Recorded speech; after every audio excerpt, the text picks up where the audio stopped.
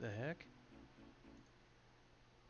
We're not showing up. Oh, I know what's the problem is. Switch over to our Shadows game night.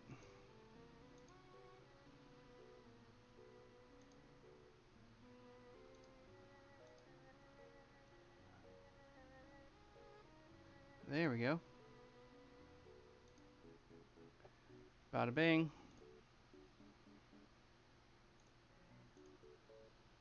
Always forget that. Yeah. Yes. Lots of darkness. Of course. We had to switch it up to the right channel and then we got it going, so we're good now. Uh-oh. I'm blipping out again. Why is it doing that? So hey Kaz, if you see anything weird going on in the stream, do let me know, because I will be interested. I want to make sure that we're not missing anything. That's weird. Anytime I'm in Discord, it's kind of a little choppy.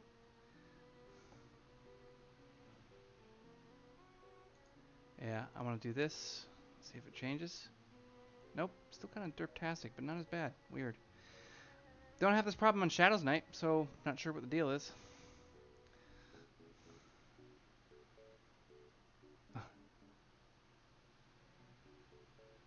I'm a goddamn slideshow. Apparently. I don't get it. What is going on? I don't want to have to cut out early just because we've got more trouble.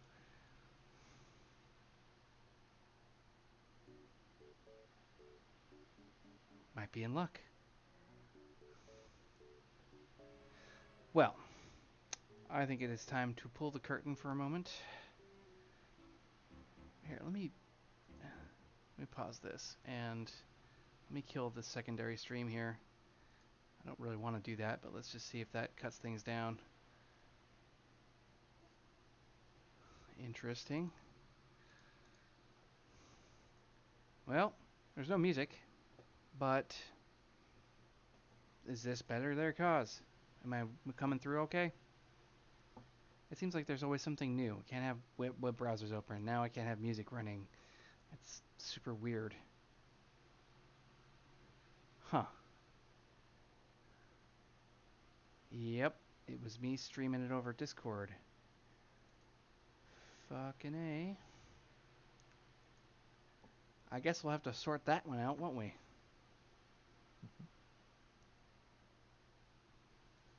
Yeah, maybe, because it's a little strange. Yeah.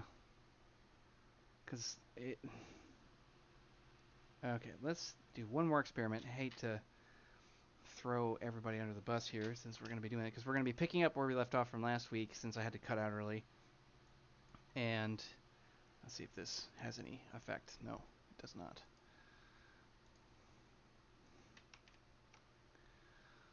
All right.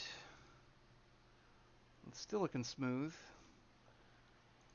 Now, if I just play the music, what happens? No issues that I can see.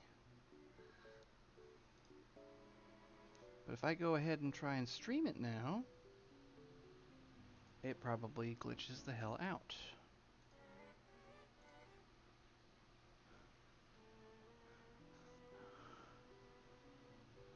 Yeah, it's starting to derp. Oh, dude, it's derping damn hard.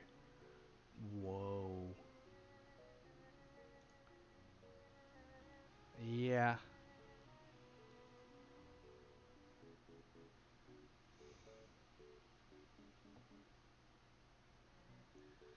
Yeah, had been. I'd upscaled it. Won't be able to do that tonight. I'd have to cut out and come back in. It doesn't let me change it on the fly like that.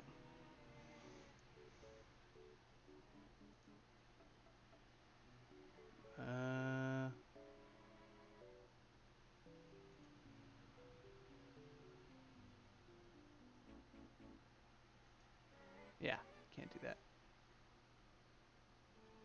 The screen I'm sharing?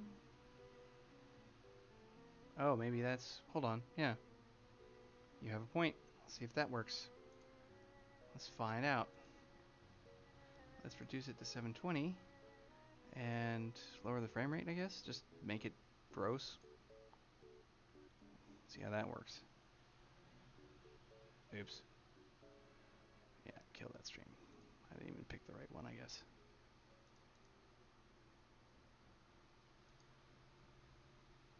I don't know. Okay. Doodle-doo-doo-doo. Yeah, we'll go back to this. Let's try this one more time. Share that screen. Doink. 720, 15, go live. Alright. There it goes. Not getting as derp as we were. It's looking pretty good. What do you think there, Cos? You can see my whole list now. It's not actually blowing up the... It's not doing this thing like it would before. Yep, I'm not getting any glitches here. Alright, I'll take it. I'll take it. Alright, enough troubleshooting then. We figured out what the problem was. I was trying to do too much too fast. Probably something to do with Discord in general. You know, I don't have enough nitro or some shit. Live troubleshooting. Yeah, you're absolutely accurate on that. Okay, let's get this show on the road. I'm ready. Let's fucking get in here. What do we want? Let's go with this. Yep, quiet enough. All right, so as a point of order, you would come out of that small room. You now have two items that you did not have previously. The recording of the woman screaming that, why did I, why did we, why did we leave him, that kind of thing. There was something to that you don't really quite understand. And then there's a security badge that you had managed to retrieve from under the cushion of the smaller seat in that same room, though the recorder was missing on the second pass through. But when you left and finally were able to leave, you were stuck out on this overpass, which was multiple lanes across, many, many, many cars all sort of stuck together in a haphazard sort of way in a very apocalyptic kind of fashion. All of them empty, a lot of them looking like they've been there for a long time. Most of the windows have been blown out. Everything was in disarray. The only problem with crossing this overpass was strictly the fact that it was being sort of protected, perhaps, or at least there were definitive hostile forces that were meandering around through the wreckage and carrying sort of gnarly looking weaponry, and they didn't appear to be completely human. They were showing up as humanoid, longer, elongated heads, no facial features, the skin sort of that gray, clammy, cadaverous type of appearance with a subtle bit of gloss on it. And whenever they started to interact with one another in some sort of mutual way, their heads began to wobble in a rather rapid and inhuman manner. And you were trying to stay down and not attract any of their attention. And right before things went to shit is where we left off, because you were trying to stealth your way across and were hoping that they wouldn't notice. As it turns out, you probably weren't that successful, because there was some more movement coming your way.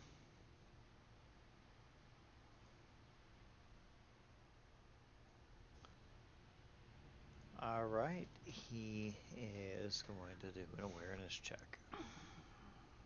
Let her rip, Tater Chip.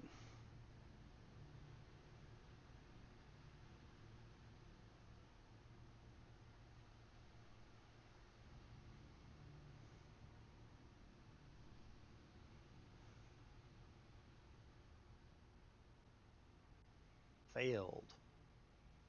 Oof, failed hard. That's a 1. Okay, so in this case, you do need to make a combat sense roll, so go for it. At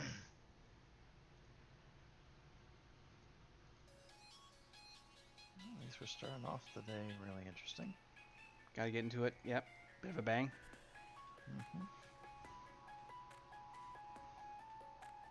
14.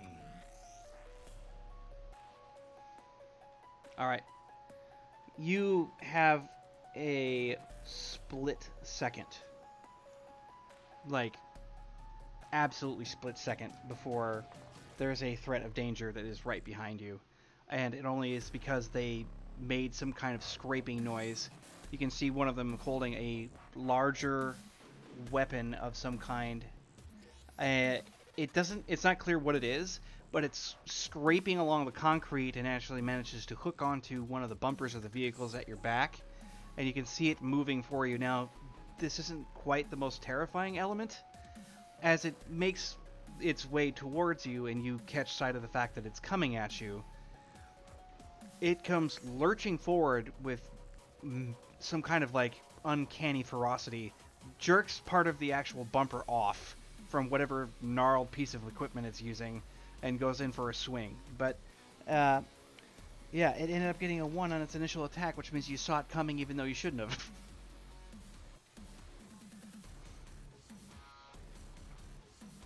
Well, he'll bring up Old Faithless. Also, he has known quantities, so a human perception check versus opposing deception check. On success, the character can anticipate the actions and gain 1d4 plus all combat checks versus that opponent. Ooh, slay. So So the guy who does the whiff,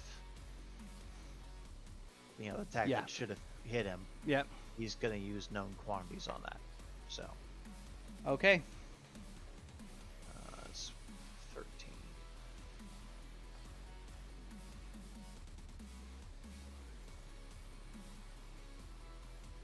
Your camera went fuzzy, just so you know. Yeah, give me a second.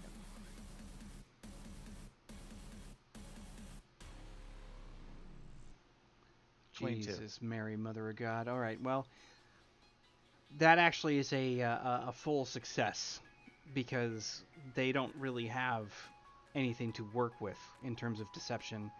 Their magnetism Okay. is so low. So, I mean, you blasted it out of the park, which means that in any action that you take against these creatures, despite the fact that they are themselves appearing to be inhuman, you can gauge their primal intent. And Okay. you get that D4 in addition to your combat actions. Okay. So 2. So that'll be the D4. So 2 to all combat actions. Well, and yeah, I mean, well, we could probably roll it that way. Yeah. I like that idea. I didn't think about it in that fashion. God damn.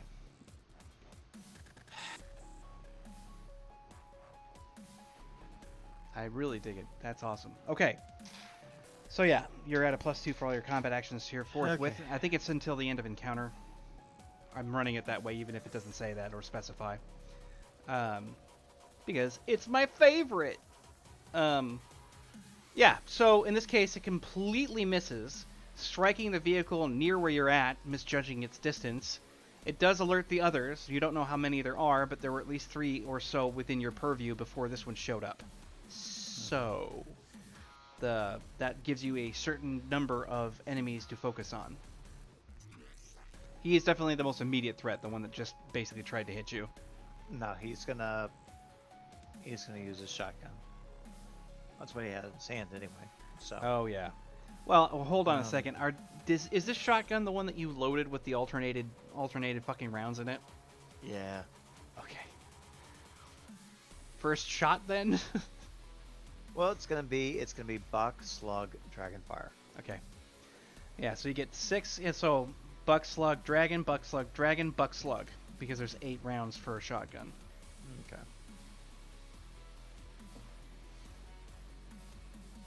Yep. So he rate of fire is 1 to 2. Right, because you're able to basically, push the limits of the shotgun. Anyway, like I said, you have retaliation at this point. Like I said, it exposed itself completely, lost all surprise, and it cannot have any effect on you at this point. It's your attack, and he is in close range. Okay. So we're gonna pop off those 2 rounds. Oh, Right Christ. into him. Let's see. He's got.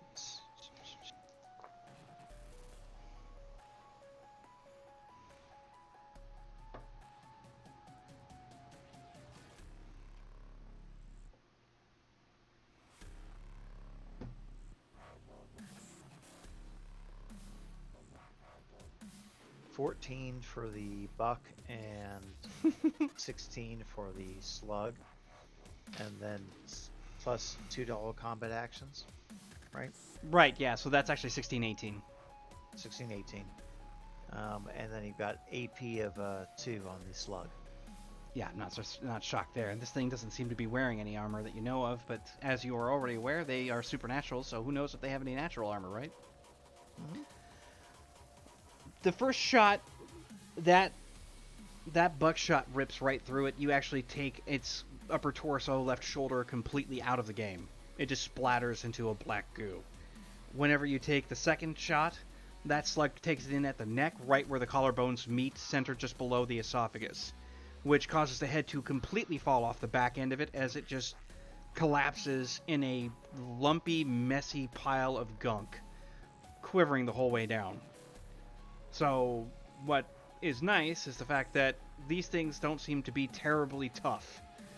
But there are more of them than you, which is now your secondary concern, is you can hear them moving in and you can hear some kind of weird resonance from their head as they are wobbling in more agitation and headed your way. You've got 3 on your right, or excuse me, 3 on your left as you're basically facing the one that was behind you, and there seems to be 1 more to your right and they're going to try and close in on you. They are trying to cross all the traffic of cars and stuff, which is making it more difficult. So he's going to focus on the target on the right Yep, so that he can have the other three coming at him. yep. And then he's going to do retreating action through the cars. So he's going to get him. Go get him. So Dragonfire and yeah, Dragonfire and then Buck. All right.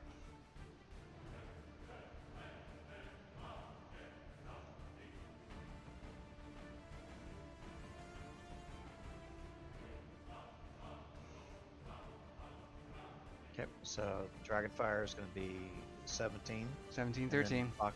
Yep. Oh, jeez. I rolled a 1 on its attempt to actually get out of the way. The slug tears right through the vehicle as you're firing through. It actually goes back through the brace that, where the rear view window would normally be held up. Chops right through the corner of that, biting straight through it, takes it out at the head. And that's the Dragonfire, excuse me, because the slug was launched into the other one. And then the second round of Buck obliterates its center mass, causing it to just kind of fold inward into with an explosive slap, and just disappears from view. The other one's now rattling even more heavily, and they're pursuing you at your back. Okay. So he just faces them and starts moving back slowly, just trying to keep space between them. And as soon as one pops its head, he opens fire. All right, yep. They don't have any long-range weapons, but this is what's interesting. Noticing the fact that several of them have gone down with little to no trouble, they start to heave the weaponry, which means that you get a simultaneous shot while they're trying to lob this stuff in your direction. The one with the enormous crowbar is among the three that you had first noticed when you were trying to come through this in a more stealthy fashion. And it just raises itself up, bringing the crowbar into that long lobbing type throw stance, and it's going to basically hurl it in your direction. Okay. Same with two of the others who have what seem to be either miscellaneous car parts or some like over-exaggerated element that you might see anywhere else. Like in this case, it looks like there's almost almost like a mop that's made out of metal, but the bristles themselves they're not there anymore, and the edges look sharp.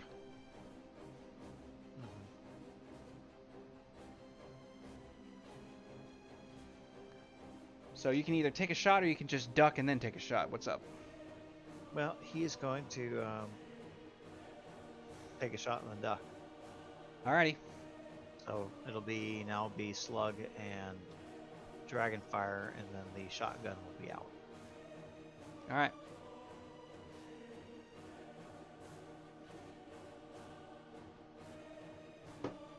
Okay, 18 and 12. Damn. Alright, so you fire off your shots. They do hit. Are you focusing on one target, or are you trying to take out two targets? 2. Alright. So make your dodge, sir.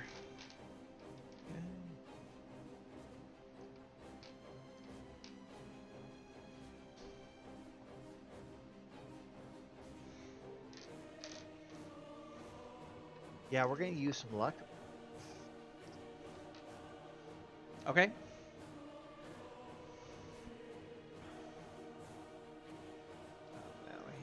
Excuse me. 0 luck.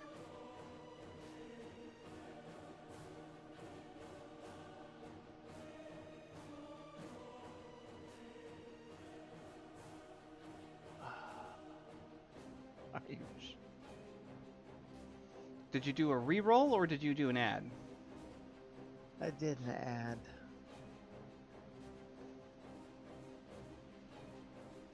So what's the total? 2. Like the whole total, though. Because dodge is still counted as a combat action, so you get a +2 on top of that, +2 more.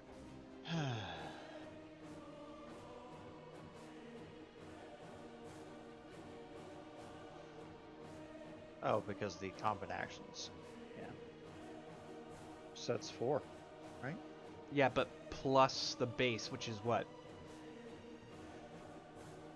His base dodge is 9. So 13. Okay. Okay. All right, so it hurls this thing. You go to get out of the way and realize you're too short, but the car in front of you takes the brunt of the attack that it was lobbing this way. This thing sinks into the roof of the car and bears it down. You can hear a crunch of metal and glass, some of what was left on the other side of the car. You're very lucky that you were behind cover. At this point, you only have one target that you're aware of, but you can't be certain that there aren't more. You have also run your shotgun out, so you're going to have to reload. Well, since he has cover, he's going to take the time to reload the shotgun. And he's going to do the same rotation. So he's just moving quickly through. Nice. Okay. And that'll take his entire action. Shunk, shunk, shunk, shunk, shunk. All right, let me see something here. The entity, whatever it is, comes as you're getting this loaded up. Do you want to try and do either like a reflex essence check for me? Yeah, sure. Ugh. Okay. Thank God for +2 for combat actions. Yeah, it's only going to be considered to be a die, so 2 dice extra. Not too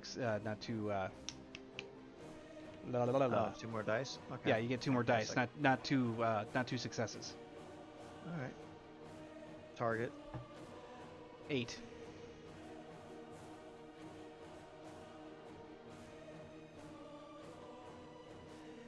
Holy fucking shitballs! For whatever reason, you've turned into John Wick, and you're just going chunk, chunk, chunk, chunk, like you just load that shit up sliding fashion. Nuts. You even load an extra one with that. That's like a critical success on top of it. So you have the slide pulled forward so that you have the spring out of the way. And you load, load, load, load, load, right? You are able to like roll the slide forward after you shove the last round directly into the ejection port and slide it closed. So you've got that extra one. It comes around the corner just as you get this whole thing loaded up. But that extra one he loaded, that's going to be a Dragonfire right off the bat. Alrighty. Let her rip. Alrighty.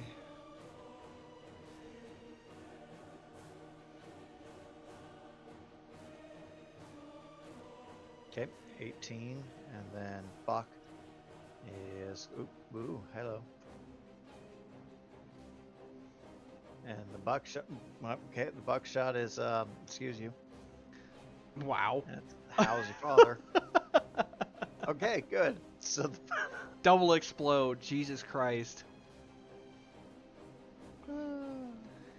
Well, I don't even have to roll for this thing. It's not like it's being tactical. It didn't like check the corner before coming around anyway. It just come roaring around like some regular old monster. You drop this thing as if it didn't matter. The Dragonfire rips right through its upper torso, head, causing it to almost look like it was atomized, with the second round going through its lower half, causing it to split, and it just kind of collapses there at the end of the car sideways, but leaving a bunch of smoldering goop in its wake. The leg's still twitching, of course. You managed to get all of the opponents, at least for now, but you don't know if there are more coming. Your ears are ringing. Okay.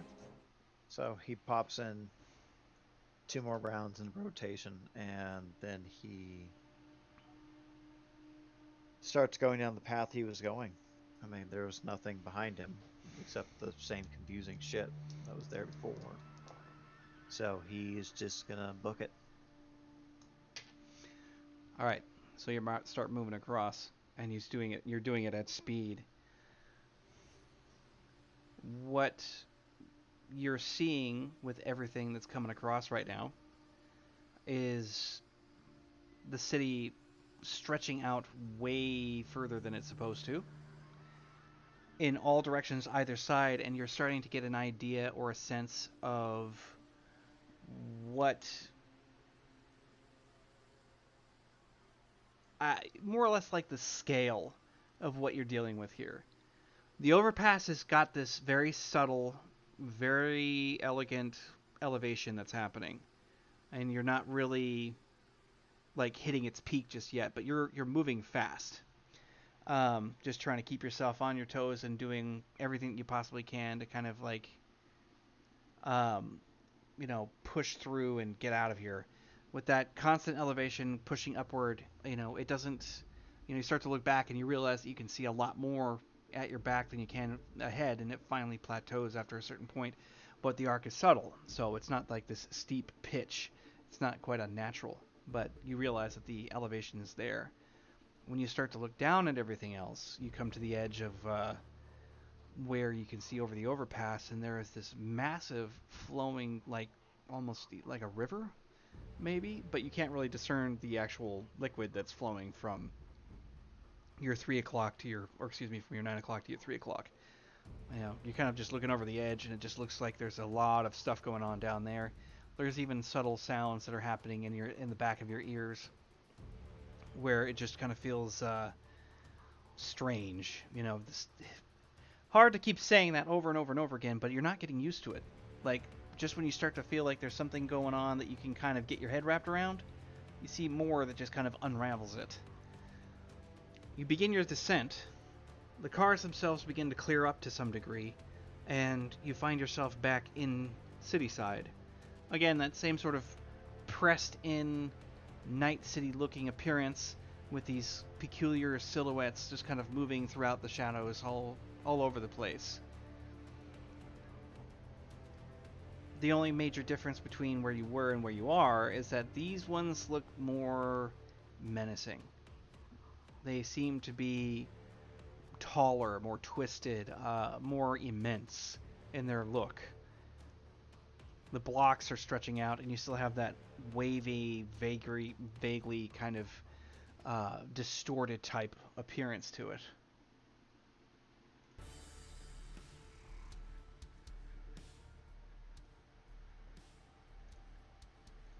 Alright, well, I guess he'll just do investigation. Go for it. See anything catches his eyes that, matches any of the patterns he's seen.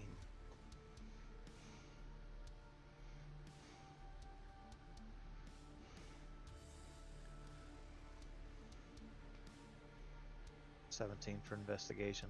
Nice. Right. So you start to push through. You've got these irregular lamp posts shedding light in cones all throughout the streets. You have these narrow alleyways, which now become even more shaky and twisted as you come along. The roadway never has any intersections this time. It's just one long stretch, with only alleyways stretching out in all directions. So instead of having to cross one intersection to the next and making any major decisions, you're kind of being led along with dozens more choices to make than what you had before. And as long as you stay on this pathway, you're not sure why, but looking around, the alleyways are much less appealing to try and attempt than just staying in the open road. There is a certain degree of menace that comes from this. There is even like the temporary glitch of what seems to be a holographic projector from time to time, usually up towards like 7th, 8th floors, up above and over your head, creating the luminescence of something like a thunderstorm without the actual thunder. Just kind of blinking on and off. You'll catch something inside these alleyways from, every glance, every so often, that just looks like something staring out at you. And they don't ever seem to leave whatever's in that darkness at this point. Then you get up to a building that seems strangely familiar. You're not certain as to why it seems familiar. It's far too twisted, far too messed up for you to make complete sense of it, but something about it definitely strikes you, and it's reaching out to you mentally. And it looks like there is a few doorways in.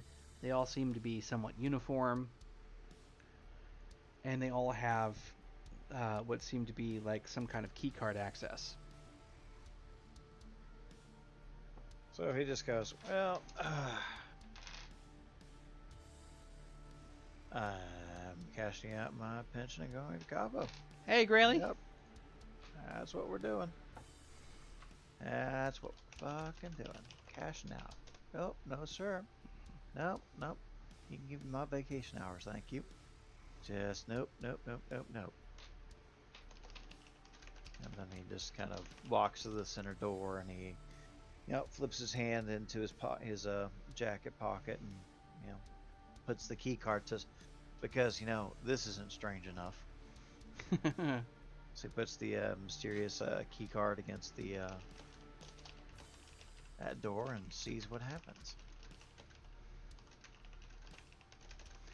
Well, you try the first few doors, nothing happens. And then you get to the fourth, and it actually rings true, and the door pops. And it looks like a regular door. That's the other thing, too, is it doesn't have any of these other sort of peculiar, strange disruptions to it, so it pops open like your regular, everyday door. Alright. Alright, well, he just kind of puts it in the pocket and then just kind of moves him with a shotgun. So you come into it, and when you step inside, you're met with this long hallway. No distortions, really, just kind of barely visible lighting. Lots of it seems to be like the fluorescence that you'd catch at the high corners, and, just almost looks hospital-like in a way, but not exactly. But you're moving along, and there are multiple empty rooms. There seem to be really, really old-fashioned computers. Some not so old-fashioned.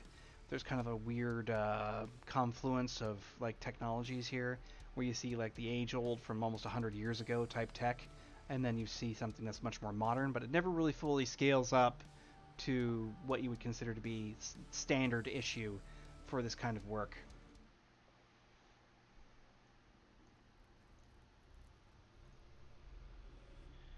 He kind of goes into one of the basic computer terminals.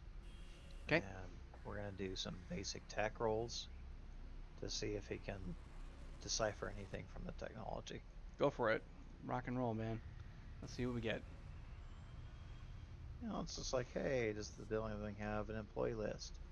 Do these 3 names come up in that employee list? I don't know. Yeah, well, you're doing your investigation thing.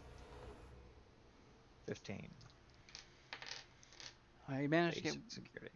Yep, you managed to get one of these things going on, and at this point, it seems to be barely functional.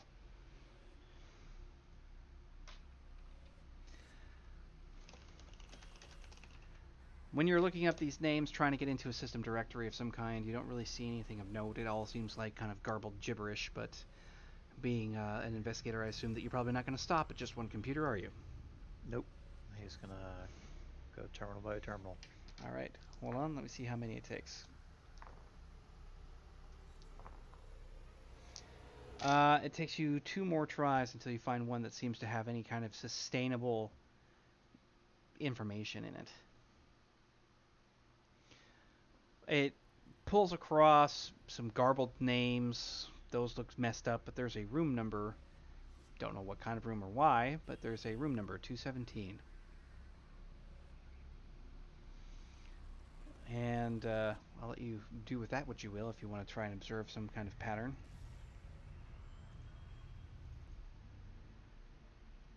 Well, he's going to look up any information on 217. So let's do basic tech again.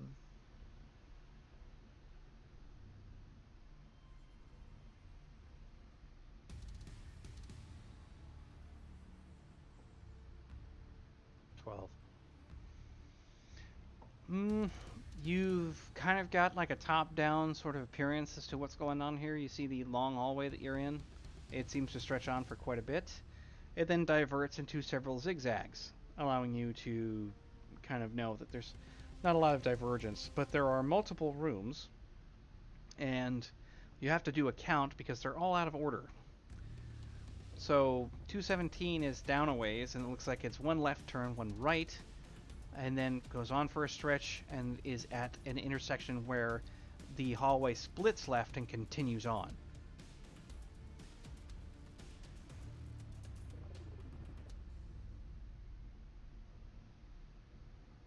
Well, let no evil D go to unturn.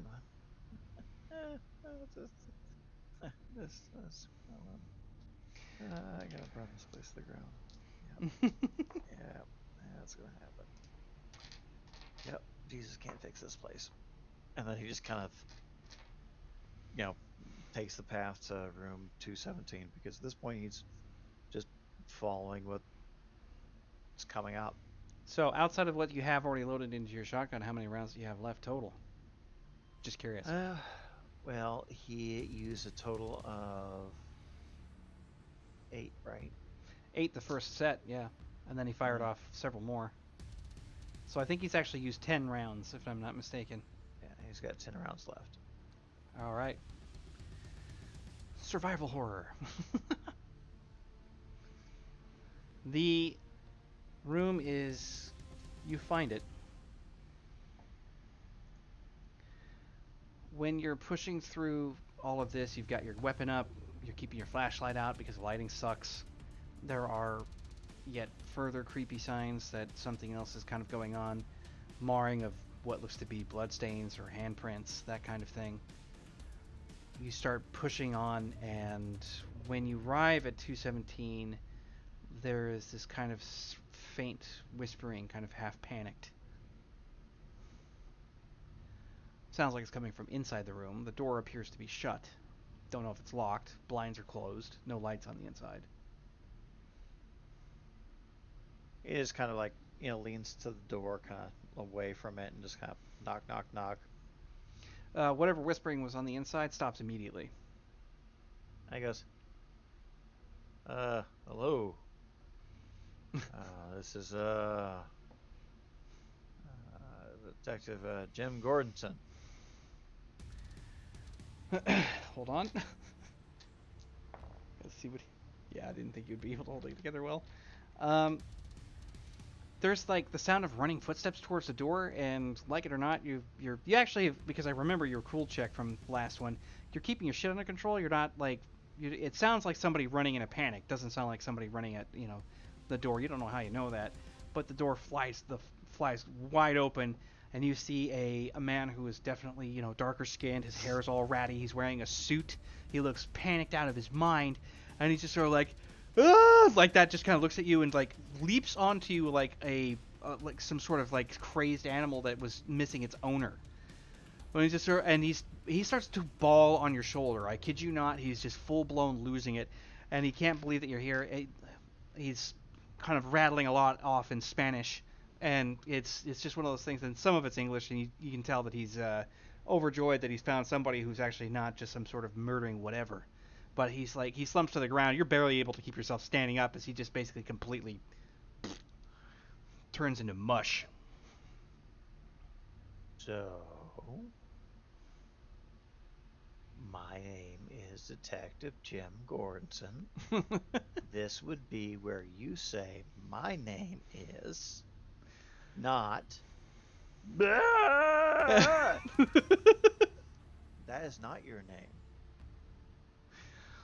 He What finally. is your name? You recognize him, thankfully, but you can see he has to get his composure, which takes a solid 6 to 7 minutes, which in this hellhole feels like forever, even though nothing seems to be coming after you at this moment. He's like, Alberto Ramos, how did you get here? Well, Mr. Ramos, your elevator system sucks. Yeah. Now, I am trying to be patient. Give me 1 minute. No problem. Let's turn then. There we go. Actually, I think it's actually this one. Yeah.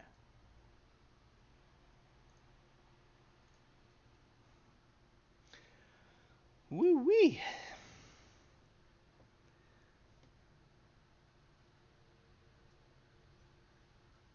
I love his background.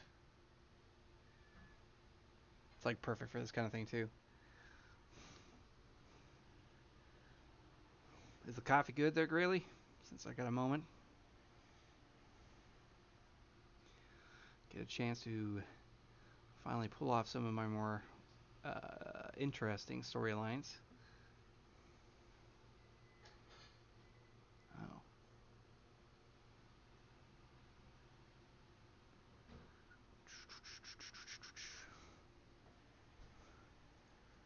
Alright, since we're waiting on him to come back, shouldn't take me long. I will just put us on pause for a brief moment so that we can do this. 1 sec, we'll be back.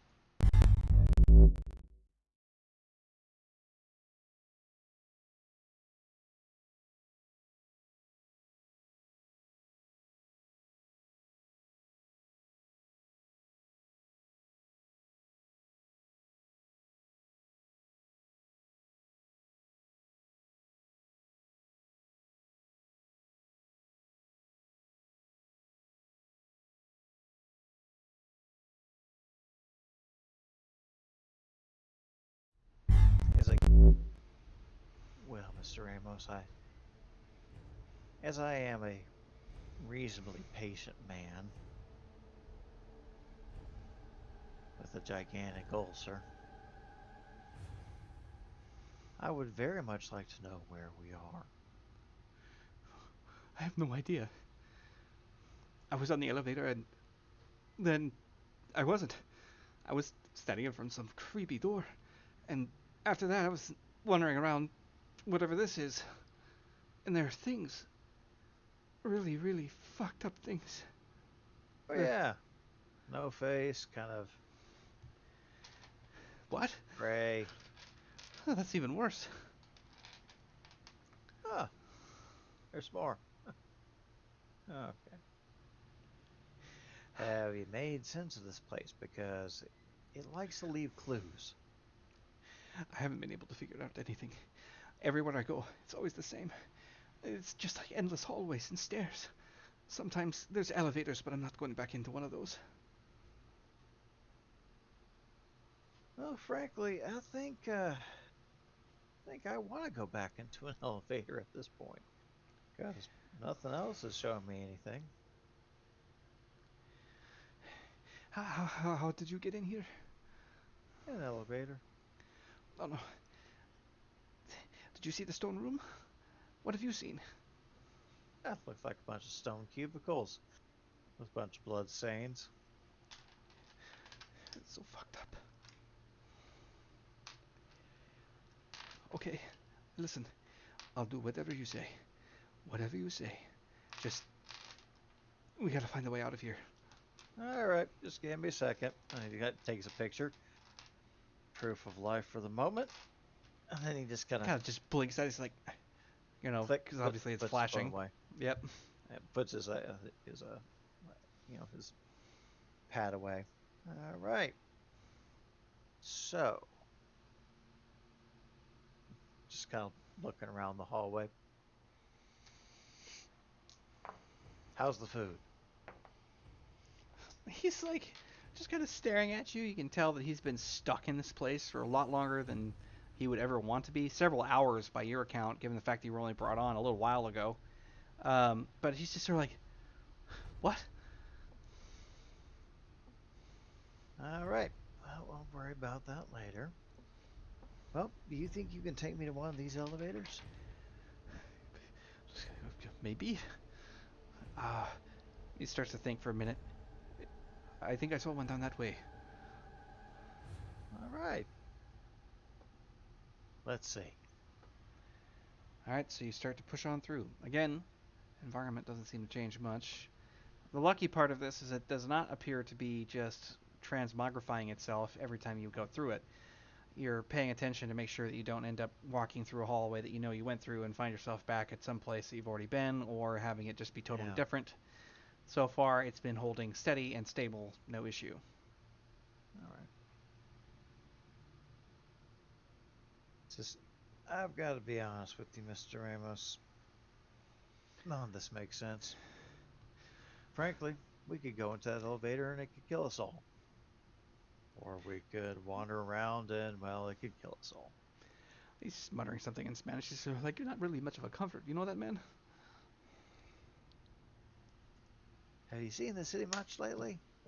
Kind of a shithole. You get used to it. Now, that being said, do we have anything to lose by using that elevator? Uh,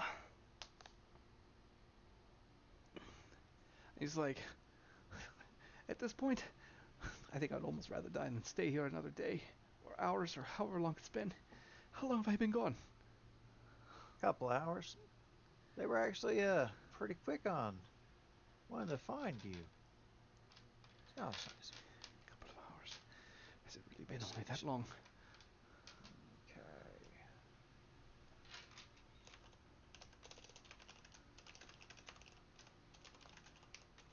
Okay. Give me 1 second. All right.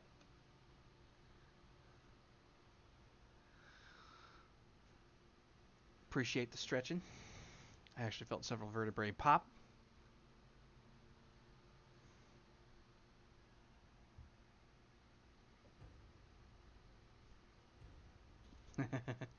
Alrighty. Yeah, we're back. All right. So 20 for investigation. He's just gonna look at the elevator, study it, just like he's gonna look for similarities. Well, one of the biggest similarities is they only go down, not up.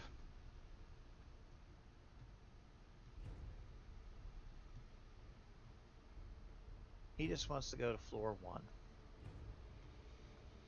All right. That's all he wants.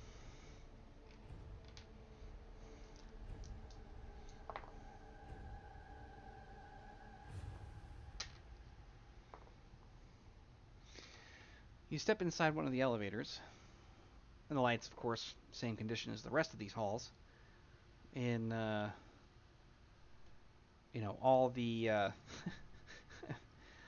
in all of the area that you've been wandering through, it all seems to be somewhat haphazard and barely functional. There are multiple buttons, none of which seem to have any numbers on them. So you make a best guess as to what floor 1 would mean.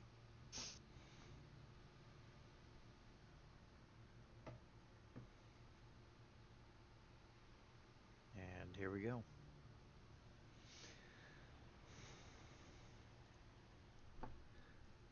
The elevator lurches to life. The two of you are in there. Of course, you kind of hear the panic as there's a small yelp whenever the elevator comes into motion, as Alberto is trying desperately to kind of keep himself under control. He is sweating profusely. His suit is marred with dust and obviously scuffed up from having been doing all kinds of things, probably running and diving and ducking, or trying to hide somewhere. But you can tell that he's more or less kind of keeping himself together, but just barely. It goes for a while. The elevator just ratchets along, loud noises sometimes, and there's almost a feeling like there's actually something kind of on the outside, but not discernible enough to actually make it worth your attention, given the limited number of ammunition you have.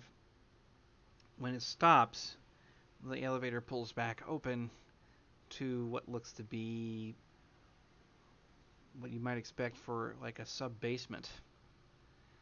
There's kind of these large pillars, all load bearing, but sort of restylized. They don't stand perfectly up straight. Again, twisted, similar to everything else in Night City that you've seen so far, but they raise to a ceiling that is far larger, far taller than it should be. You're looking probably about 25, 30 feet up, and the ceiling is where it ends. Pillars kind of holding those things up. In and amongst everything else, you have a large number of washers, dryers, which are in various states of use and decrepit. They're, some of them have their doors popped open and things like that, and they're the large commercial-sized kind. Mm-hmm. But there aren't many of them. There is also other sections here that are cordoned off, which looks to be a mishmash of like mail room, underground laundry, and also utility closets and that sort of thing. They're, so you're kind of moving through it. It's not like there's a specific pathway carved out for you. You just have the expansive space that you're now in, which seems to, spread across the breadth and width of what the building is above you. And if you go straight ahead across, going adjacent from the elevator, There are exits that head downward. They would be similar to what you'd find when you have subways coming into the bottom floors for easy transport. Well, that's what he's going to do. But as he's walking, he's going to do an investigation roll Do it. because he's looking for patterns, right? He's Oh, looking for always. numbers that repeat. Yep. 19. Very good. You have that same number showing up somewhere. As a matter of fact, it's a kind of pattern that seems to be very indicative of what you need to do. It's 217. And you see it sort of plastered into stencil work on some of the concrete walls, leading down into one specific subsection of what seems to be a subway entrance or rail entrance of some kind. So all the numbers are kind of leading to the 217 into that. So far. Now, one single occurrence doesn't necessarily a pattern make, but Yeah, if true. this turns out that 217 and the railway that you're heading into has anything of note or significance, chances that a pattern exists is far more likely and feasible. Yeah. So when he gets into this, he's going to look into the subway tunnel, just kind of make sure it's safe. Yeah, He's going to it's do another. basically dead escalators going down at an angle, and you can look down into it because you can see that it stretches off into what would normally be like a subway, a sub-rail station. Yep, that's where he's going to go. While you're moving down there, you've got Alberto trying to make conversation. He's like, "Are you a cop?" Ooh, that's a nice investigation. Yeah, it is. A second. So 25 on that investigation when he gets into the tunnel, Yep. and we'll talk about what he's looking for. Is this? Yeah, about 30 years in the force. 30. He's just kind of peeking around. He's like, "Why Uh, didn't you uh, retire?" yeah, it's moments like this that make me question that. But someone's got to keep the city together. Too much of a shit show to walk away from. I can't believe it. How are you so calm? Were you like in war or something? He just kind of smiles and turns around. Have you been to this city? You keep asking that question as if this place is actually normal. There's nothing Oh, abnormal about this. this? No, this bad shit crazy. This is like, uh, I'm gonna find a young priest and an old priest and see if I can get exercised after this type of thing. Yeah, but if I keep moving and I find a way home, then I can freak out. I don't operate like you. I don't even know how you do it. Either way, thank you for finding me. Yeah, well, seems that's what this place wanted me to do, was find you. Have you found any of the others? Others? What others? Well, some of your coworkers got stuck, but well, if this place wants to take me to them, it'll take me to them. I found that Zen Buddhist cop who's been on the force for 30 years. Fucking Mm. crazy. Like he's just kind of meandering to himself, or muttering to himself, really, but you can still hear it. Yeah. So he just what he's looking for is he's actually looking for subway train schedules. Right, you're So to looking for see like if the there's rail lines and all that other stuff because they usually have yeah, them up like there on is the there a walls. 217? There's a station 217? He's just looking for all pertinent information. Well, yeah, in this case, you're following your gut instinct on this, and the rail is completely empty. However, there seems to be a adjacent rail, like sub-rail station across the way. So you come down onto the platform, right, which is just this flat concrete with the pillars holding it up. This seems to be more normal than what was upstairs. Um, the rail is empty. The opposite rail is also empty, so you don't see or hear any trains coming this way. Um, while you're moving across, trying to get an idea, you're coming across the pillars. You actually take a look at the actual wall signs to see what the lines are. There are definitely navigation points that you could probably take photographs of as you're given a map of what seems to be this city. Now, it is interesting because it has an indicator of you are here kind of thing, but you're not Mm-hmm. in the entirety of it. Wherever you are seems to be given a sort of like its own zone, and there are two others. Yep. So he's going to kind of record that map.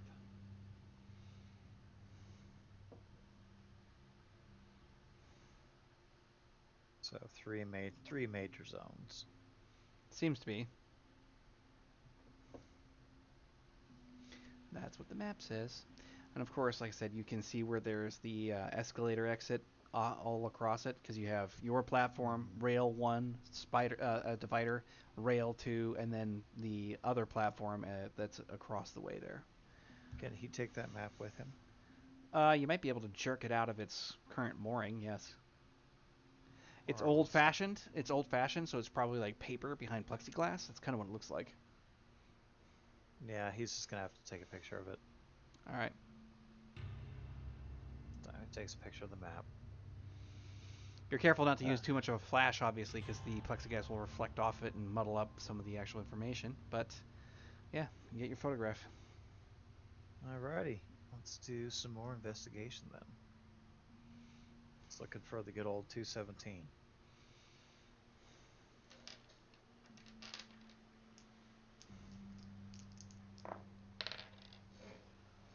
14. Yeah, I don't know what is with my dice right now, but they fucking love the hell out of you at the moment. All right. So you're coming across. You're taking a look at things. You even go up close to the end railing there, trying to see if there's anything one direction or the other. It's pitch black both directions. You don't sense that there's any particular threat per se, but you're kind of just like moving along here. There's even that small access point which is right next to where the railing is, so you can like move the little gate and go down it if you wanted to. You do Mm-hmm. actually vaguely catch sight of what looks to be a maintenance doorway across from where you are, and it has something that looks vaguely like 217 on the door. Well, he heads towards the maintenance door.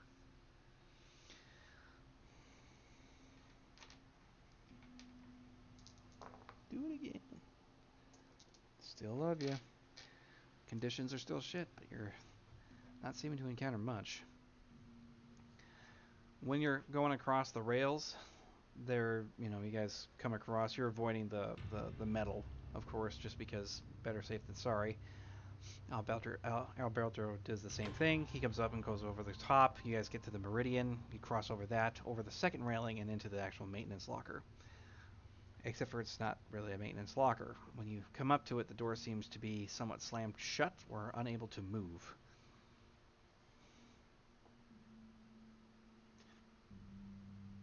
Okay. So where do you see the 217? Was it like on the door It's itself? on the door itself, stenciled on. Yeah.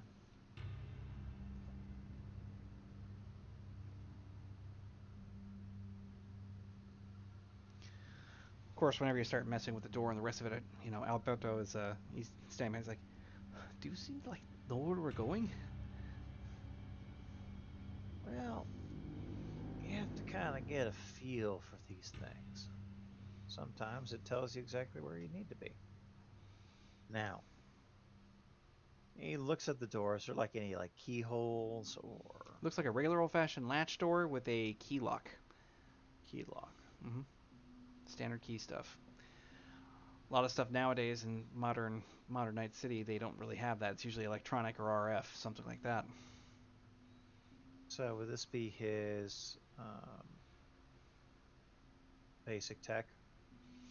That, or you could try something like an athletics roll to try and kick the door in if you kick the handle. See if it'll push through. Though you're kind of aging these days, and you might knock your knee out. So, Yeah, he's more interested in using a basic tech roll. sure thing. Do you have any kind of what's in your toolkit or gear? Do you have anything? You probably don't have like any lock picking things or anything like that, would you? He's just going to use his multi-tool. All right, so you have a multi-tool. Sweet. Yeah.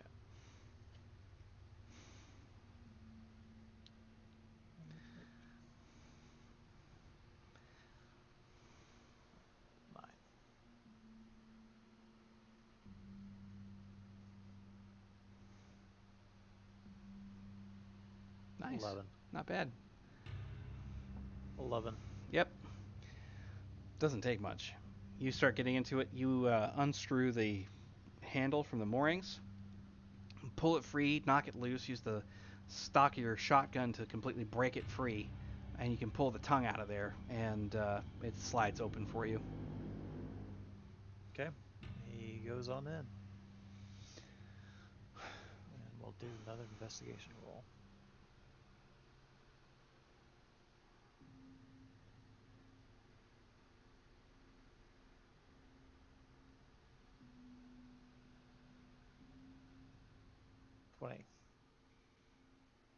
Wow. Really kicking ass on these investigations, aren't you? Yeah, I'm supposed to be a good detective, right? You did it right, dude. You did it right. Anyway, so you go stepping into what this looks to be at first kind of a hallway, and then it gets weird. And it gets weird somewhat quickly, but the transition is almost unnoticeable at the start. There seems to be a switch from concrete and hard floor to something a lot more gross. There seems to be at first a residue on the walls, on the ceiling. There happens to be this kind of like change in density underneath your feet as you're walking along. When you really take notice of it, there is a realization that you're not just walking in, say, residue like some sort of thick, clinging black mold. It looks more like flesh, and underneath your feet looks more like bone. There is a kind of humidity now that you weren't dealing with before. Alberto is not doing good. He's kind of sheet white and just clinging to you at the back as close as he can possibly manage without disrupting your gait. It's like, hey, it's okay, Mr. Ramos. We're fine. You're just going to go see the IRS. We all know it to be true, but here we are. Yeah, it's funny. You don't quite get a laugh, but you do get him in the background going, "Ay, Dios mío," just like trying to keep himself together. Um, Good. If it ain't us, I probably want to kill it. And there you go. when it finally expands into something else, there is kind of a feeling of relief as it sort of opens up a little. There's kind of like a chamber that it expands into, and there are what appear to be kind of it's a relief for maybe about 2 seconds before there is this realization that there aren't really standard structures in here. There are peculiar pods that line the walls, and they have what look to be vaguely humanoid shapes stuck inside of them. Alberto is not doing well. I have to make a cool check for him real quick. Oh, Jesus, Mother of God. He's just like, nope, no, nope. I do not want to go in there. I do not want to look at that. Holy shit. Like, that, he just starts stepping back. All right. Well, then you just stay in the doorway. Says, excuse me. Takes a picture. Proof of life concept up into this moment. For two. God damn it. Puts it back in his pocket.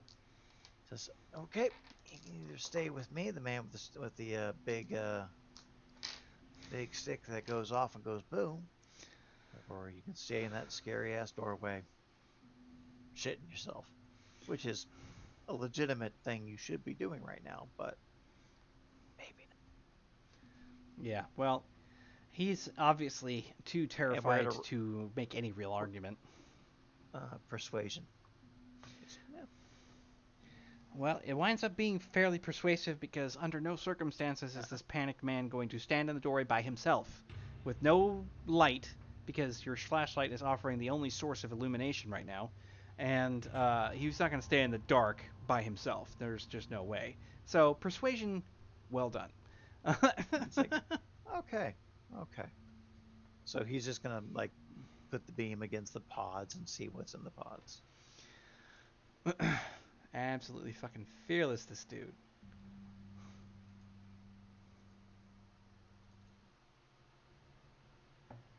If it means that his day is this much shorter, then that's what he's going to do. He's like, just take me, you big face hugging bastard. All right. So, yeah, you take a look at what's on the inside. It seems to be people. Desiccated, emaciated people.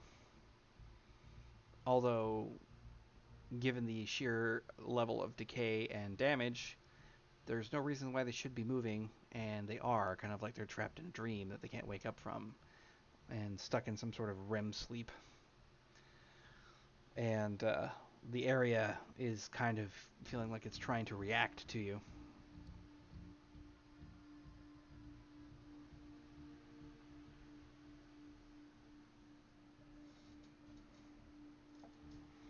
Okay, does he see anything that says 217?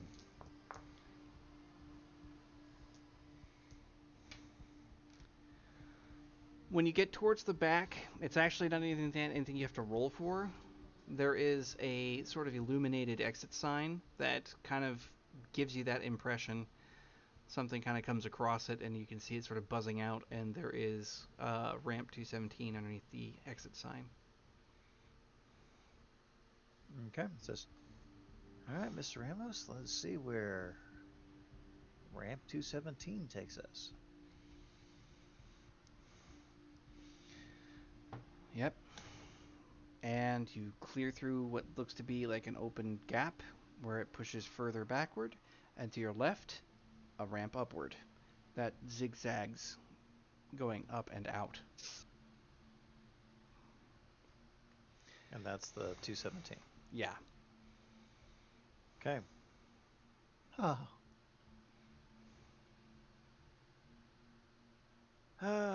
Hit the gym, the doc says. Your blood pressure's through the fucking roof, Jim, the doctor says. Take the fucking stairs, the doctor says.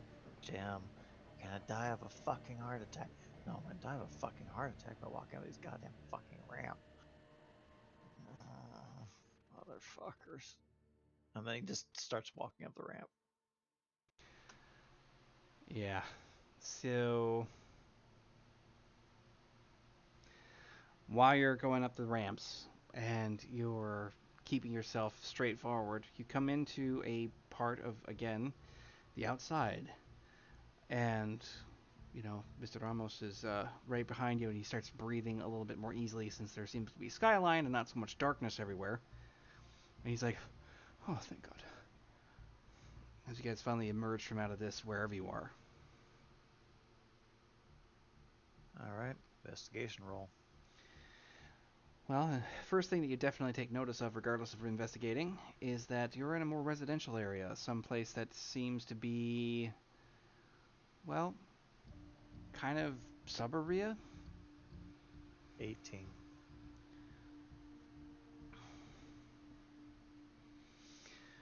And the area itself has these kind of soft, waving streets, cutting through and intersecting with each other. There is the sort of dark facade of lawns and fencing. The houses themselves, beyond the fact that they are heavily tarnished, looking more than just a little abandoned or condemned, have the faint structure of what you would what you might expect if you were dealing with like high priced, well set up homes with a nice bit of distance between each lot, allowing anybody to kind of have their own privacy and that sort of thing. You've been to areas like this before where it's not in the thick of Night City, and you start to take an acknowledgement of the various blocks. Now, it gets interesting because as you are navigating through these blocks, there are clear indications that they are using street numbers And so you start to look at it. You start out in the upper thousands, so it's going to be the 1500s that you actually emerge from this little railway station, and starting to intersect through everything else.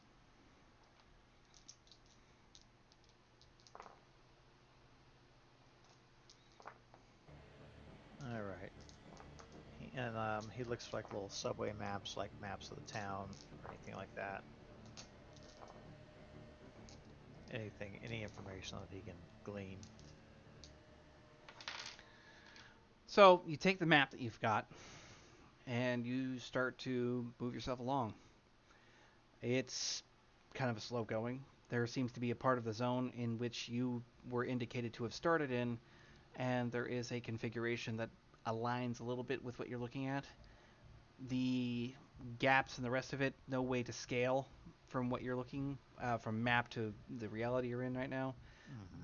But it takes you a while. You guys are meandering these empty streets for close to almost an hour and a half, 2 hours.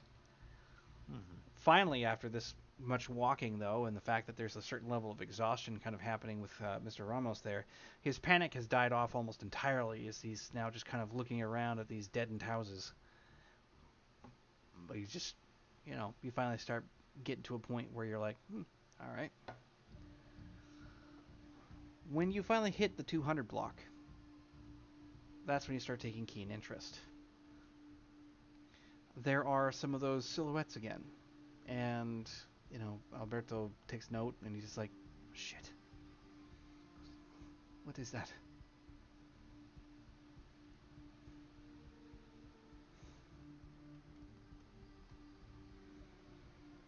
And he looks where Ramos is looking. Up ahead down the street there, you catch some of those same silhouettes that he's finding. Just odd moving shapes, moving in the distance, through the shadows, not through the lights. Well, they don't seem to respond to anything, so I just tend to leave them alone. Now, let's find block 217. You start counting down the house numbers. Yep.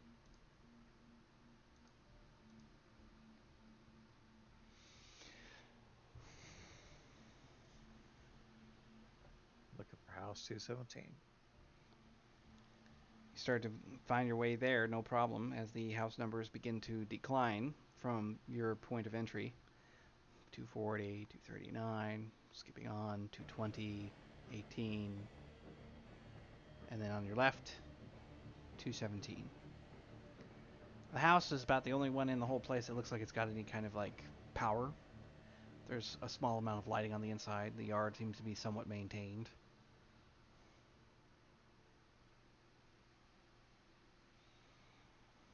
He just kind of looks at it and goes, "Yep, yep, only one with power. That's not ominous. All right, here we go. All right. Time to earn that paycheck."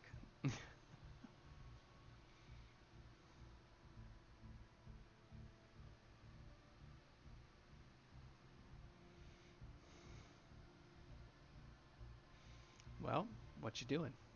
So he's just gonna, stroll on up, and we're gonna have to do some awareness checks. Do them awareness checks. Let's see what you find. So just a general awareness when he comes up. So I'm looking for dangers. Okay, 21, and then he'll do the investigation.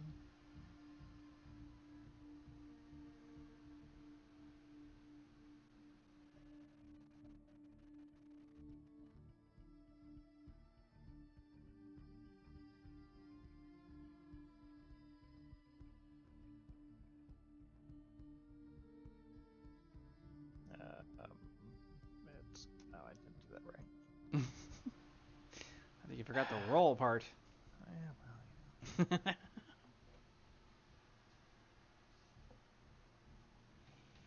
well, this is his investigation. Well, that's a exploder. And an exploder. Jesus. 32. 38. Holy fuck balls. Jesus. Sherlock fucking Holmes. Yeah. All right. Ah, we just need to turn left and then we'll be home. What do you mean? Just turn left.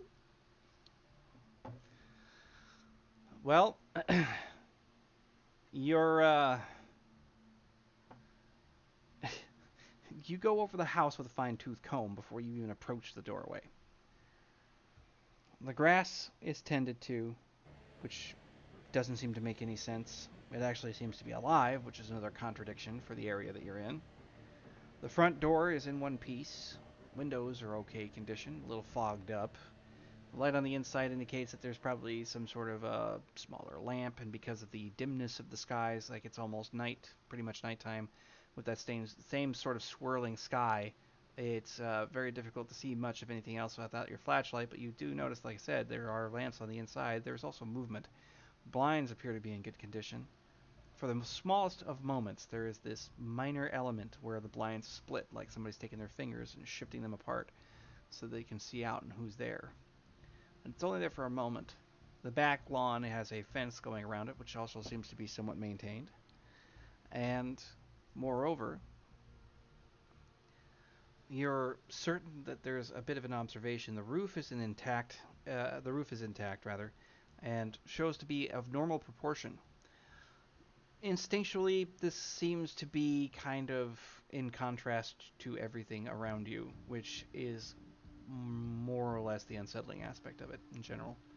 It doesn't seem to be in the same operating parameters as the rest of the nightmare hell that you've been walking through this whole time. Mm-hmm.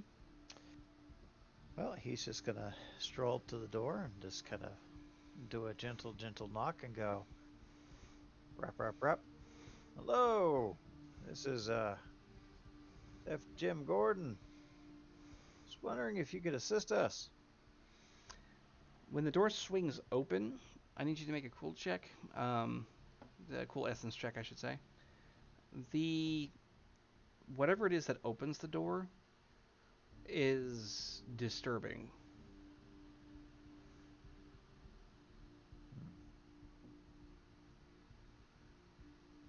What's gonna be?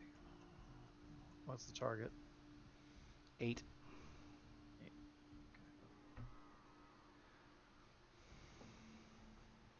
Wow. 2 degrees of success. You only take a half step back. Like, you don't freak out and shoot or anything, but you do take a half step back because, again, this whatever it is that opens up this door does not strike you as being anything other than absolutely horrifying in its appearance. He kind of reels back, goes, Jesus, how much did me ma beat you?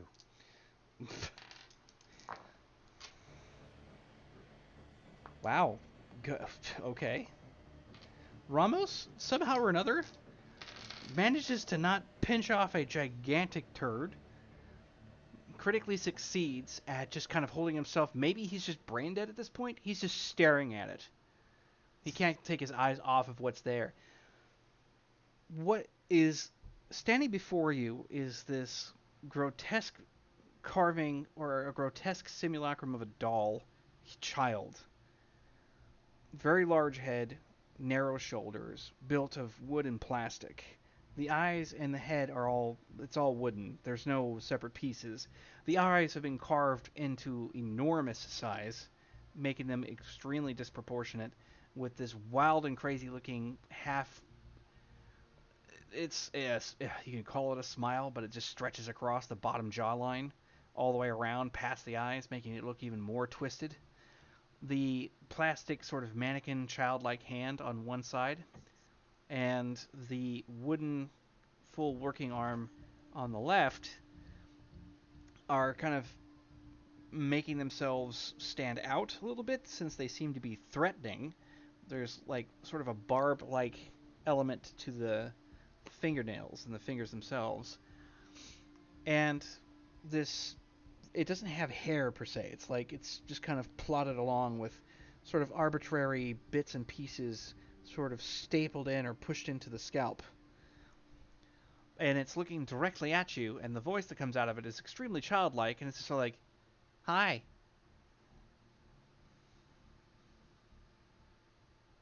Hi. Well, I was wondering if you could help us. I'm not supposed to talk to strangers.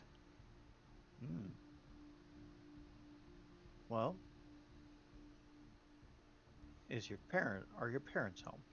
Mom's not here right now. Your father? Just shakes his head. Hmm. No one who can talk to me, huh? Nope, like that, and just kind of like stands there waiting for more. Well, that could be very lonely. And he's gonna roll persuasion to see if this doll will actually talk to him. Try it.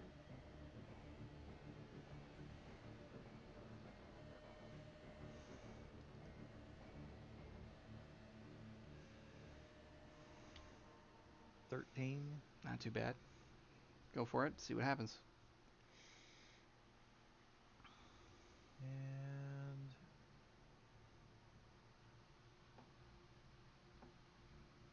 okay, I'm just looking at his common sense. That's +2 to human perception checks on deception checks. Okay, sorry about that. It's just like, well, I mean, that can be awfully lonely. See, I was led to this house, and I'm kind of wondering why. Maybe you can help me with that. How do you mean? Well, what's 217 mean? He thinks for a moment, just standing there in the doorway. Uh, I don't know. Do you have any items in this house numbered 217? No. 217's my house. Hmm.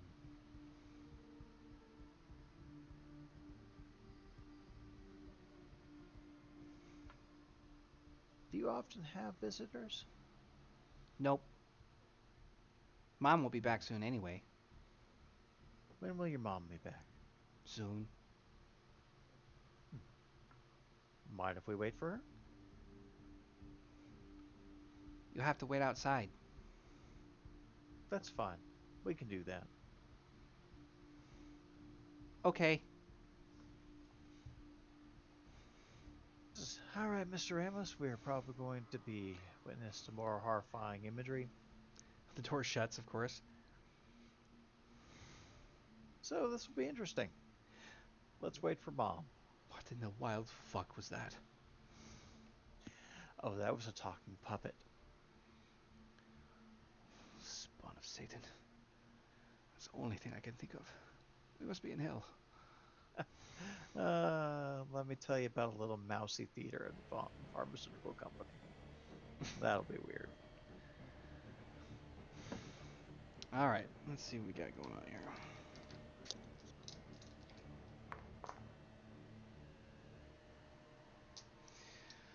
Well, there doesn't seem to be anything of note outside, but the door to the house suddenly just pops open for no apparent reason. He kind of gets up and just kind of peeks inside and says, "Hello?" No response.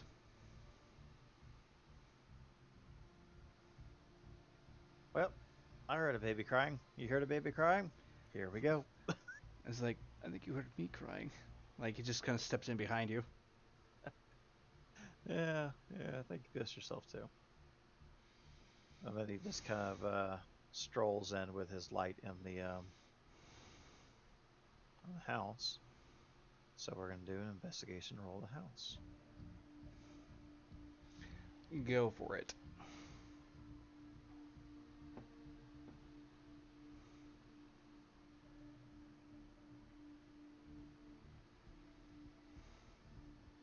Okay, 15. Alright, well, the house kind of expresses itself in a funny sort of way, almost like it was imagined by some kind of child or maybe childish like dream. The furniture is stiff and square looking. The um, it almost looks as if it was miniaturized, but then blown up to right standard proportion. The living room is kind of what you might expect if you're looking at something like, a classic 50s house from, WandaVision, some shit like that. There's that larger crochet blanket draped across the back of it, the overstuffed cushions. There's the lamp that you saw, which was sitting on some kind of shelf nearby, right where the windows were, and the TV being faced towards the couch line. The house looks structurally normal, but there is an element to it that just seems kind of off. Almost like everything is, as I said before, kind of made out of something that was more like a model. Uh, it's it's more like the impressions of what a house should look like than what it actually should appear or even be. When you come in through the living room door, you come through the doorway, turn left into the living room. There's a small little patio point that or excuse me, landing. There's a landing that's just there as you walk in. You take a step down and turn to your right. There's a kitchen that goes in to the far back. When you look that way, there is nothing ordinary about that kitchen whatsoever. It seems to be almost like some sort of makeshift butcher shop. Hold on one sec here.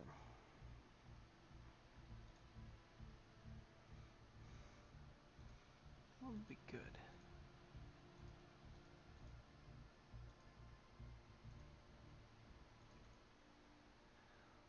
Yeah. So you look into this, and the thing that is in the midst of whatever preparation it's doing, standing somewhere close to 7.5 feet tall, with this skin almost like stretched tar, lanky limbs, is humming as if it were contentedly doing some sort of domestic chore. And the scraggly hair that goes down around its shoulders to its mid back looks like something human, but it's just kind of got that sort of brittle type appearance to it.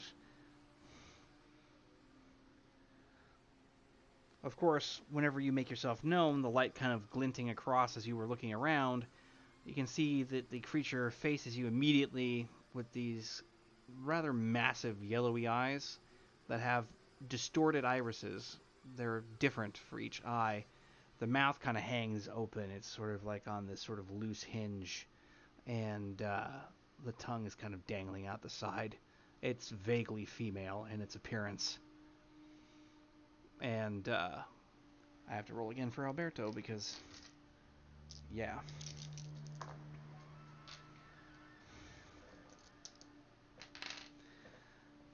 He is backed up against the wall, breathing very heavily, and the tongue gets sucked back into its head, and just you hear it's like, ah, it's just in time for dinner. Like that, just kind of like turns off to the side, pulls a rather large cleaver, approximately 3 feet freaking long, right off the top of whatever it would call its ice box. You can hear the rattling like that as the metal comes grinding off the top, and it starts to stalk in your direction. He goes, now, ma'am. Jesus. I'm hoping you can give me information that this doesn't have to go this route, ma'am. No indication she's willing to stop. And he's like, oh, fuck. And then he just goes, all right. Yep. Combat sense awareness, good sir.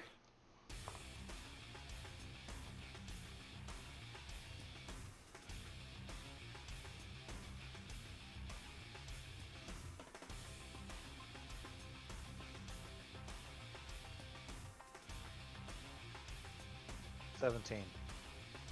Good stuff. Alright, you are going to be able to manage the first shot. You are going to be very much aware that Alberto is right behind you. And so your first concern, especially as a peace officer, is to make certain that he is not the object of an attack.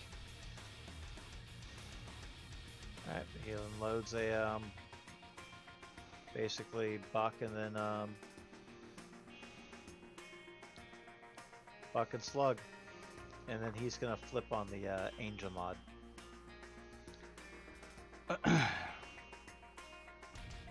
So the shotguns, I don't know that the shotgun has an angel mod. That would probably work with the slugs only, because everything else would be too fractious.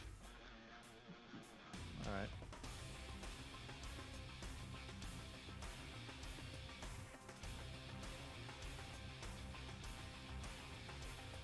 So for your slugs, it'll work. Okay. Oh, come on. That didn't work.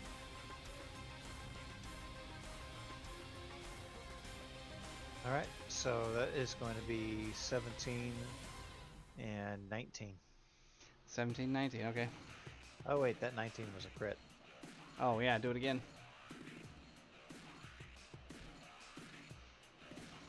All right. So 21 on that crit. All right, so that second shot was a slug, right? Yep, AP. Yep. And then plus 6 damage because of the angel mod. Yep. Well, the first shot manages to spray all over the wall, hits into it. You can see sparks coming off the ice box behind where she was standing as she moves blisteringly quick. And the second shot, you correct for it and manage to nail her square. There's a blue tracer type effect that kind of like burns itself into the retina of your eye. The moment that happens, she goes waddling backwards. Of course, she's not taken out right this moment, but the damage is definitely present. You hear this screech from upstairs, as towards the back left of the kitchen there was actually a stairway up. There's a screech of "Mommy!" like that as the doll starts like leaping down the steps and charges right into where you're at. And you're like racking the shotgun after that second shot. So make your defensive check. All right. He is going to panic SWAT. Hey. Fuck!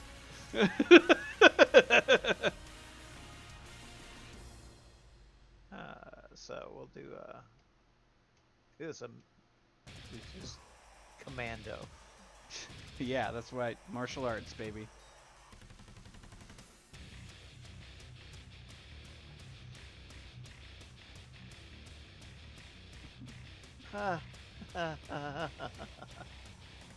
He does not react well. Oh, dude, you don't have any luck either. Face full of puppet. Yeah. You do the swing, it latches directly on here because you're like doing the because you're holding it like this and you're going SWAT.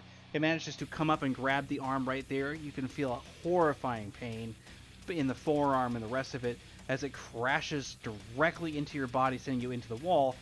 Alberto goes towards the doorway, squeaking as he does so, just kind of stumbling over himself. You hit against that wall. The creature's getting up towards the back in there in the kitchen area. And, yeah, I mean, there's only about, you take roughly, nope, I'm sorry. I was kind of thinking it's only as strong as what you might expect. It's actually 3 damage, right directly to your arm. Okay. What kind of armor are you wearing, by the way? He's got the still suit. Oh, okay. Yeah, so in this case, you'll only take the, you'll just take 3 damage. Yeah. So he basically just goes, it's like trying to swat it against the wall or trying to rip it off. Yeah. And fling it at its mother. That's what he's trying to do. All right. Make a roll, dude. Okay, so I guess that's another commando to rip it off of him. Yeah, you're basically trying to do a maneuver, so. Okay.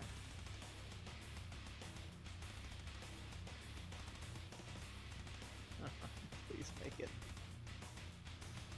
18. There you go. So he just does that and then brings up the shotgun to, anoint the king and blast the boy child. Yeah. Anoint the king. Nice. Thanks, Melf. Appreciate the resub there. Well done. All right. All right, so yeah, you more or less you slam it up against the wall there. The mother is getting up. It kind of gets jarred because apparently the impact has something to do with it, even though you wouldn't think it would. But you end up jarring it off, grabbing it by the underside of its pit, and it weighs about as much as you might expect. What's your body anyway? 5. 5? Yeah, you have to like that and hurl it into the mother at this point.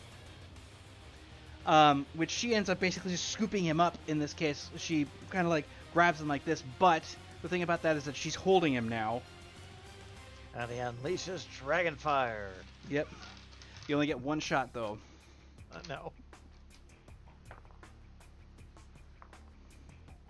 Street level, street level.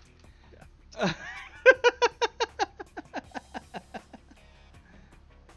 13. All right. You fire off that shot, and she lunges to your left, going into the living room and staying out of the way. The shot just ripping right through everything in the kitchen area. You actually blast some of the you get some of the pots and things out of the hang rack that's over that bloody island that's in the center of the kitchen. So I mean, as he does that, he goes, "Ah, blah!" It's like, okay. All right, defense roll, sir, because you hear this like rapid oncoming attack coming from the mother as she charges through her living room furniture directly at you. Oh, he's gonna do a dodge. Alberto is screaming bloody murder.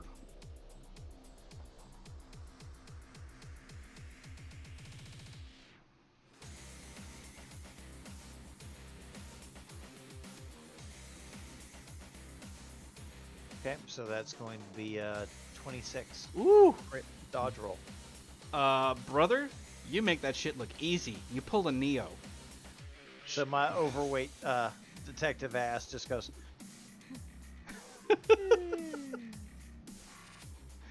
Oh my god.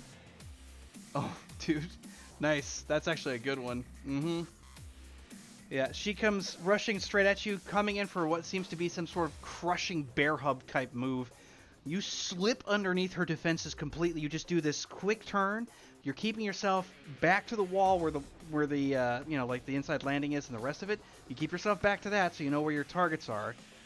The doll is somewhere in the house, like off in the distance. You don't see it, but you're at a perfect point where you can pinpoint an attack coming from your right, so from your 3 o'clock to 12, and you have a shot at Mother there because you moved so quickly. And you are hard pumping adrenaline right now. You can hear your blood in your ears. You are like, get me the fuck out. yep. So now it's back to, he's got 4 shots left. Well, actually, no, the 6 shots. Uh-huh. So he's got 6 shots left. So he's got, well, it's going to be Buck and Slug right now. All right. And Angel's going to be Angel bottom the Slug.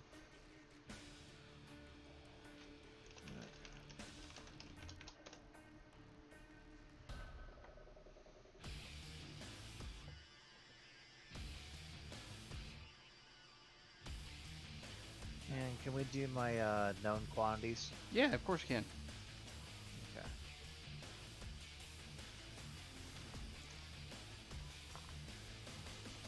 Okay, so let's see.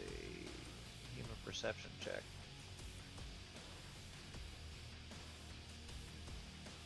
So after its first attack, he's just using that. So 19 versus its deception. You do it. Roll D4. Okay. So that's going to be a 19 and a 20 for his attacks. What did you get on that D4 roll? Oh, I was just going with the D4. I had to do the D4. Oh my gosh, I was just going with a 2. It might be 4 this time. Wouldn't that be nice? Plus So plus 1 though. 18, 19. Okay. All right. So you drop a 19. Yeah. I mean, and are you taking 2 shots since you're in this position, or 1? 2. All right. So was it 18, 19? Those were the 2 shots. Yeah. Okay. Just want to make sure I got that right. Yeah. I mean, you're just pump shot, pump shot. It's so loud it makes your ears ring. You actually catch sight of something in the corner of your eye from the muzzle flash. You put her down to where she's just slumped on the side wall, and she's just like still up somehow, but not functional. You hear the loud scream of the angry doll trying to charge you up. Ooh, yeah, it is angry, all right. Oh my god, it's fucking angry. Jesus, mother god. 37 on the dice. So it leaps at you before you have a chance to really react, hits you in the head with one of its claws, and manages to do a really nasty set of damage. It's 9 damage to your head. Ew. Yes. The pain that you felt from before is nothing compared to this. Your ear is flayed, the back of your head burns, you are bleeding a lot, you can feel it going down into your clothing, and it is stunning agony. Yay.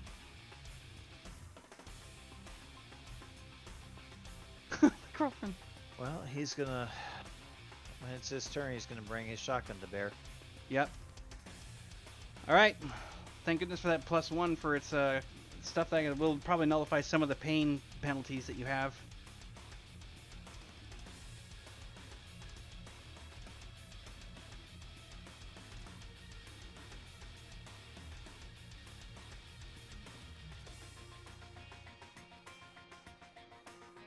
Wow. Okay, so that's going to be for the Dragonfire round. It's going to be 24. Yeah.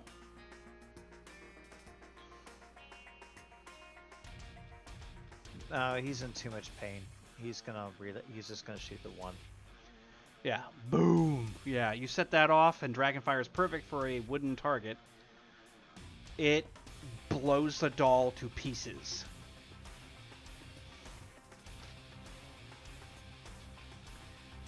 Literally just fragments scattered across the floor and into the kitchen.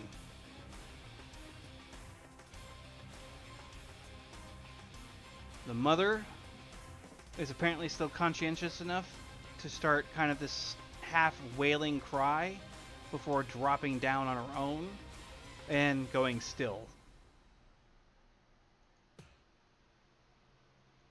Well, that's fun. 1 second, I have to let his Lord and Majesty in. Yep. Alright. So, you're standing there breathing heavy. Your shotgun is smoking. You're bleeding profusely.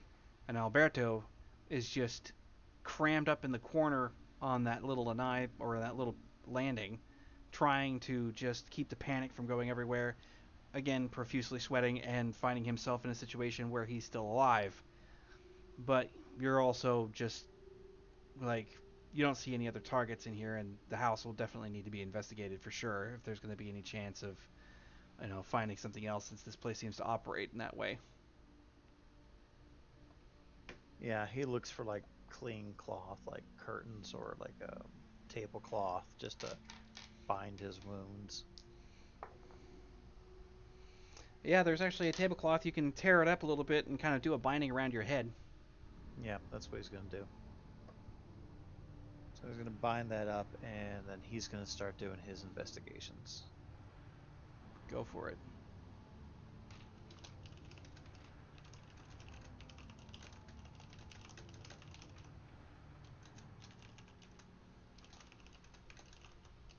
He's gonna start with Mother.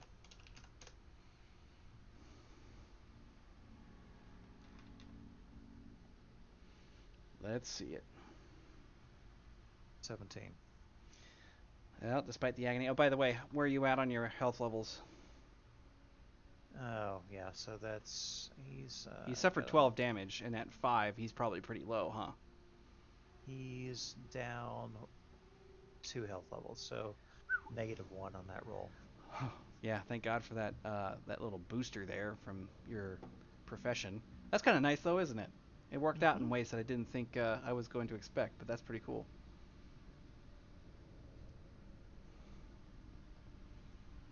Yep. Well, Mother is an interesting specimen. She is very much dead, no signs of life. There is kind of an oddity to it, and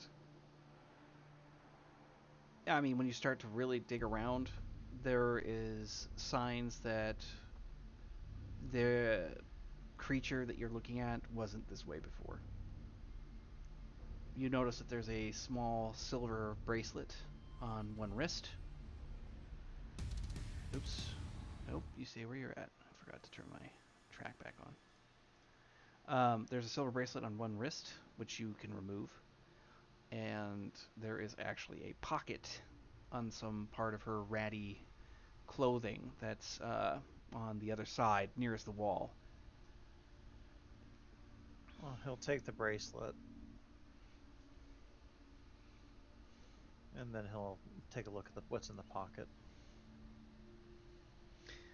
You go digging around inside of that, and it is an elevator RFID card, which allows you to get access to the elevators inside the Cruiseway Business Center. IRF. RFID. RF. Yeah, so she basically just waves it in front of a scanner, it goes beep and allows access, and this is something that would be specific to elevators and other secure areas inside of the Cruiseway Business Center. You're starting to put some of this together because on that same card, in mushed up lettering, you have the name Latoya showing up.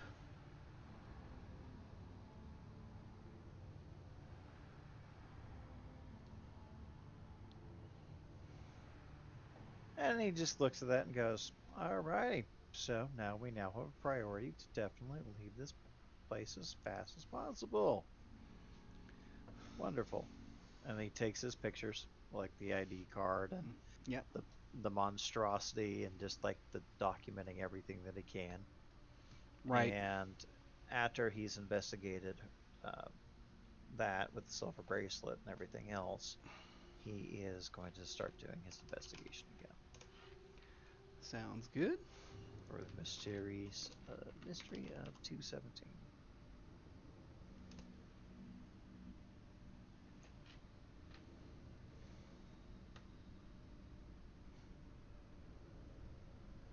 All right, 16.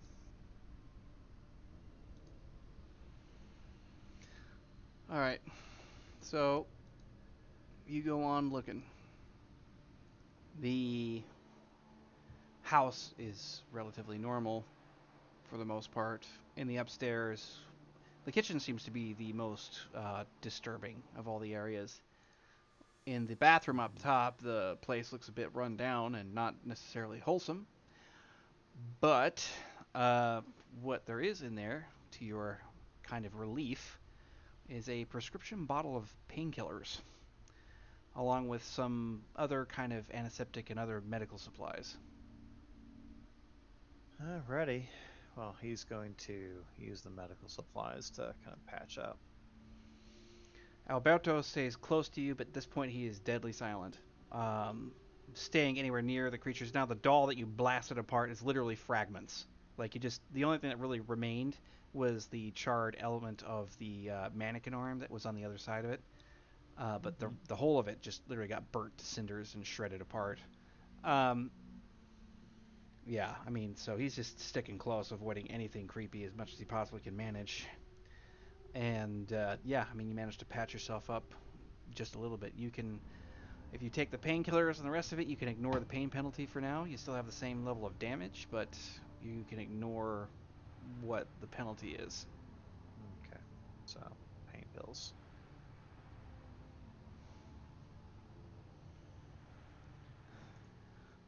While you're sitting there getting yourself kind of stitched up and taken care of medically, uh, Alberto's in the hall, like in the hall doorway, just going, "What the fuck now? What the hell is going on? I don't, I don't know if I can do this much more." Oh, you're doing just fine, Mr. Ramos. You made it this far. I don't see why you can't make it the rest of the way. He starts to think. He's like, maybe, maybe, maybe I should find something to defend myself. How much more have you got for that thing? He like points at your shotgun. Well, we have about 4 rounds and just a few in my few magazines for this. This kind of pats his 911. I mean, I could give you a taser, but frankly, I don't think the taser's really going to do anything. So you want to find a stick you He's hit like, something with? he just looks up to you with a Beat sudden my guess. realization. He's just like, no, I have a better idea. Oh, He's like, it's gonna kind of like okay. he's. Oh, actually, I need to do this real quick to see what he's got going on. Oh yeah, yep. He's he's like, I actually have a much better idea. I'm sick and tired of screaming my head off. Who knows what Can could be you, coming out of this corner? Mr. Amos, one more thing. He just takes a picture. All right, takes a picture. That's proof of life. Concept 3 so far. He's just like, fucking weird. Like goes downstairs and he comes back up with that 3 foot long cleaver that he saw Mother running around with. And he's like, this ought to do it. Ah, all right, all right. And he's continuing to investigate. So, Yes. Well, there doesn't seem to be much else in the house of particular note. You start looking through it, and to the best of your knowledge, you're going to want to take those first aid supplies, which was kind of a lucky drop, and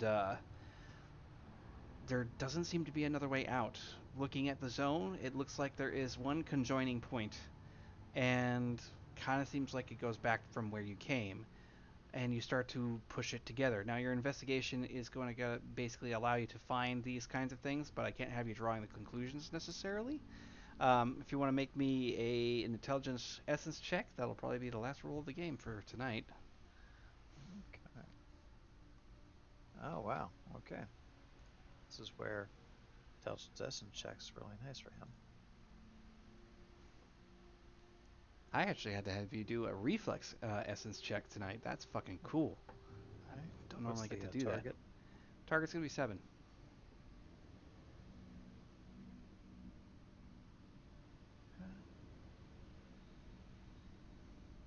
Yeah, he's Nice. fine. Yeah, he kicks it out of the ballpark with that. With the accumulated information of what you have, you start to connect the dots. You're likely looking at a scenario where an absorption has happened, and you're already onto it to some degree, given the fact that you have Latoya's badge. But those who had gone missing from before, which I do believe they went by specific names. Was it primary? Primary. Here we go. Yes, we have Stephen Mansell and Nathan Kirkland, the other two missing individuals that were lost in a similar way. You're likely believing that they are here as well and that they control some element of the environment. And it doesn't take a super genius to realize that there are certain metaphors at play whenever dealing with these particular zones. So you're going to have to rely on what you know of the other two individuals that you've heard about going missing from before and hope for the best. Stephen Mansell. What was the other one? Nathan Kirkland. Nathan Kirkland.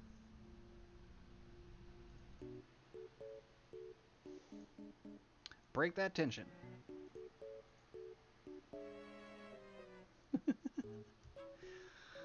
Yeah, so managed to get through the center of this particular labyrinth on Echelon 1.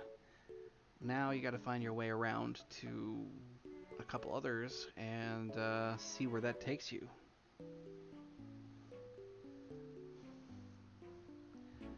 And for those who are still watching, hopefully this has been good. Hopefully you guys enjoyed it. What do you think, Grayley? Does it register on the scale of cool and creepy?